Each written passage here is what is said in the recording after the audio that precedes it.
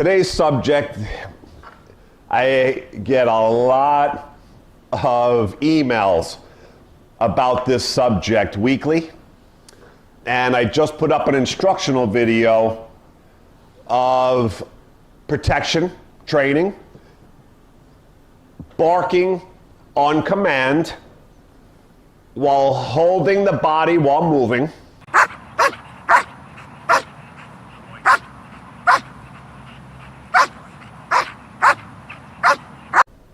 but a lot of people struggle with getting their dogs to talk on cue. So, I'm going to show you here the black German Shepherd, Axel, that I did a lot of the instructional video for protection training that I have for sale. He's the majority of the video and showing how to teach the base commands of these high-level protection dog exercises. Now, you would assume that he just barks naturally because he barks like crazy at this ball.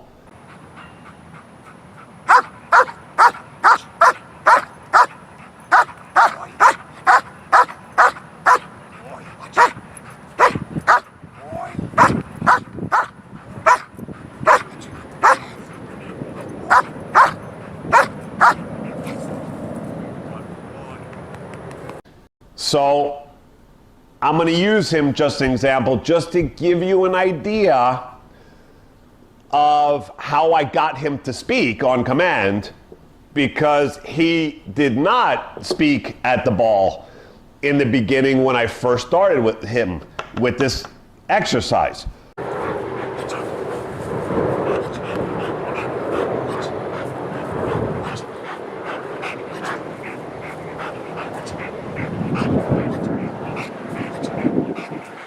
Of first objective, before going into the protection exercises, your dog will have to bark on command, but a lot of people can't get that exercise achieved. So I'm going to show you here how I did it with him and how it was not easy in the beginning. He did not talk naturally. Now, why is it that a lot of dogs will not talk naturally? Okay, and this dog I imported from Europe. He was doing his Schutzen routines, but this happens to a lot of people. When you play with your dogs, most people just give the dog a toy, right? They throw it, they let him go fetch it, or they do something like sit and they give them the toy or food. So what happens is you get trapped in this whole thing of there's no stress, right? There's no emotion. You need to cause frustration to get your dogs to talk either at you,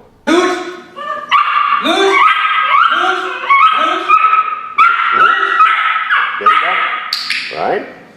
Or to something. Yeah. Luch.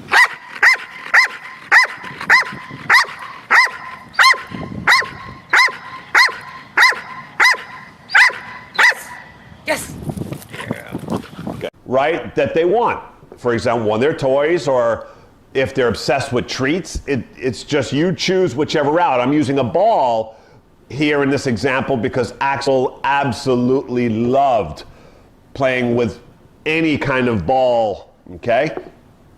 So for him, this was the exercise I used. But if yours is highly treat motivated, you could do the same exact thing, right? Here. So, but you must cause frustration in order to get the speaking. That is why most people have such a hard time getting their dogs to talk on cue. The dog has always been giving everything for free without much frustration or any at all. Okay? So they just throw things and let the dog go run for it. They bring it back, they throw it, they run it back. The dog's not waiting and being frustrated and holding off for a behavior. If it's a sit, the dog will sit and they get thrown the toy or given the toy or reward or tug of war, right? So those things are not going to help you. It actually hurts you if you do all those things first before teaching frustration, to talk to you for something, okay? That's why most people struggle. So here, I'm going to show you how I did it with Axel. Here you'll see in the beginning, I take his ball, I throw it on the floor, and I'm trying to get him to talk to the ball because I know he loves it so much. I thought this was going to be pretty quick and easy. But it didn't happen as easy or quick as I thought it was going to happen. But that's from preconditioning before I got him.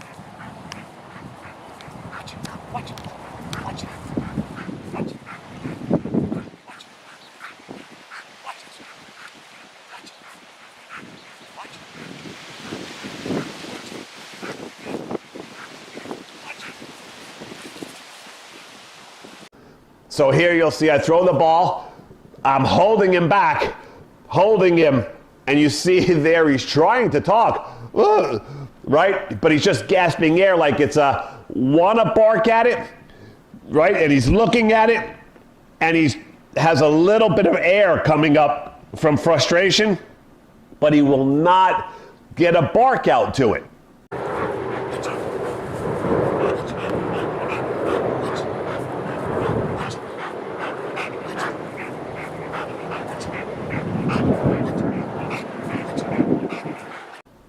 Okay, so there's many things here to consider. One, depending on the dog now, is he too close to the object, right, that he won't speak? So here I'm adjusting a little bit and I'm going to play with certain things to see what works for him. So I see in the beginning when he's very close, and it's so close that he feels he has a shot at touching it, he can't get himself to speak. It's too close in his eyesight. He's too fixated, thinking if he pushes hard enough into the line, he'll have a chance at grabbing it. That didn't work for him. Too close. So then I start pulling him further back from it with distance to see.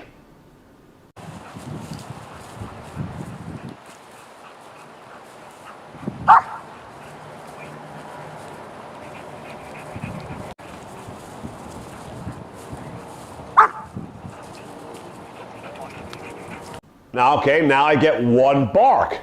I let him go to it just for at least the one for now.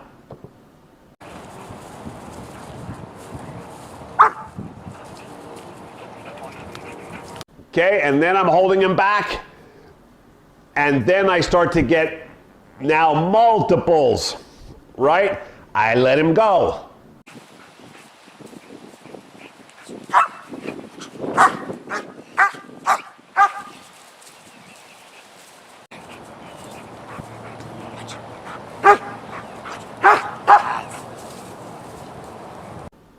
Then, of course, here in the end, now it's just a given anytime he sees the ball or I'm going to do, he just talks, right? Now it's on autopilot.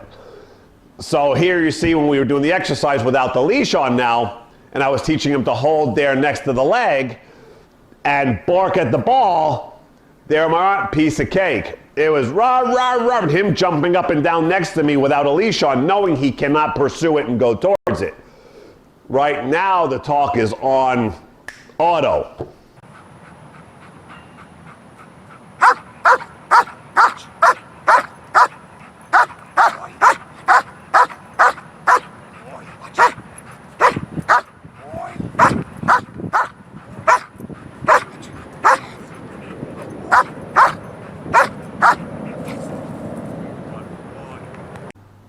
Now, sometimes you'll have to hear, you see little Khaleesi when we're teaching her young, we have somebody holding her on a leash and a harness, giving a little distance from the owner to cause frustration that she cannot get close to the body.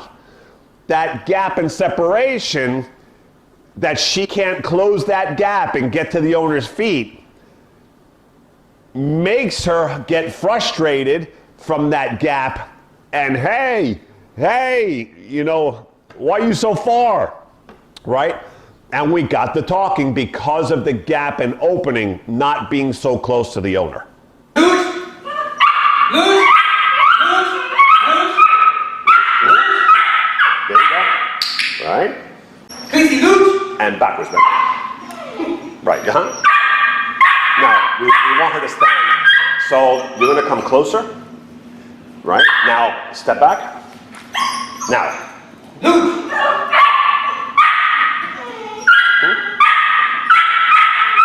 Yes.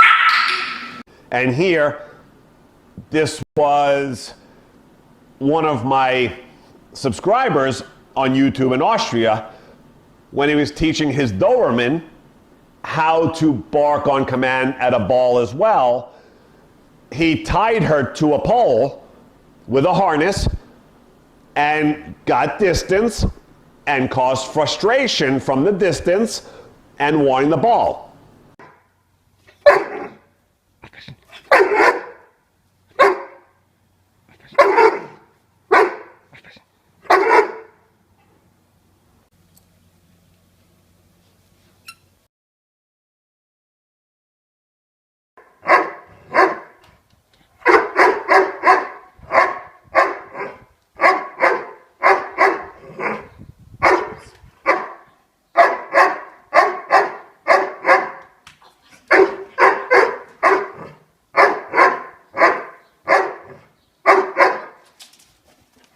So most cases, distance is going to cause you the frustration that we're looking for to be able to get the dog to speak, right, on command and at the objects.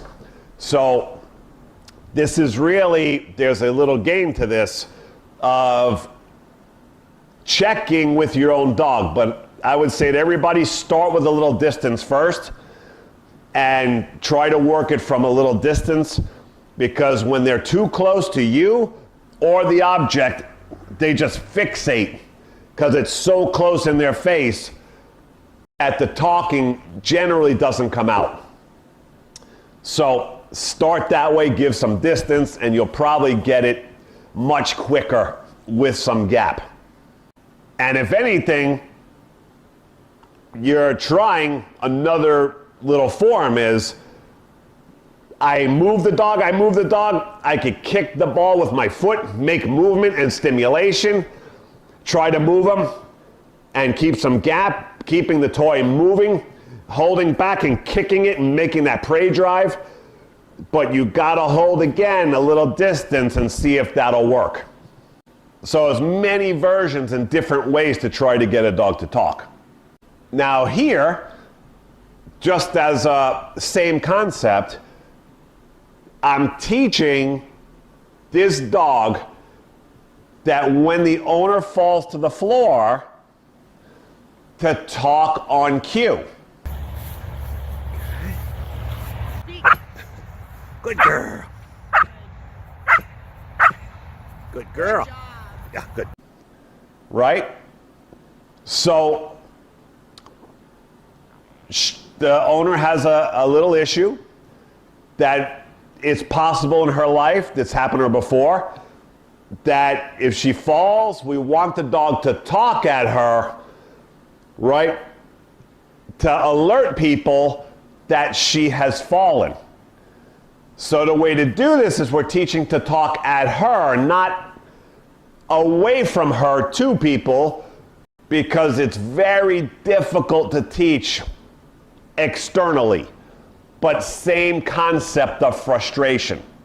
So we have her fall, I bring the dog in, the treats are in her hand, and I keep the dog a little distance off of her hand, and the dog will start talking. Then we open hand and let dog have treat.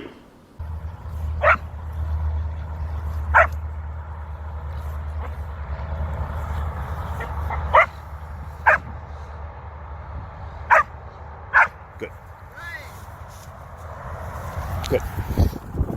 Okay? Now this is an opposite of how we usually teach things, because for you guys out there, teaching your dogs how to bark at something for protection purposes or whatever, you always want to bring the reward to them after they speak. Okay? Whether it's treat, toy, they bark, either you throw something at them where they are, or you walk in and you give it to them where they are, where they're speaking. Not to close the gap, because then they're always going to be thinking pushing forward, and the talk will be delayed because they're always thinking they can push towards you for reward. So here in this particular case, we do the opposite because of the behavior that we want to cause in the end. Talking at her if she ever falls and passes out and needs help. So I'm keeping her off the dog because she's so used to getting treats for free that she wants to push to the hand, right? And just get to the hand and open it up and eat the treat without talking. Speak. Speak. Good girl. So I hold her off the hand that she can't get to it or close to it, and we get the talking.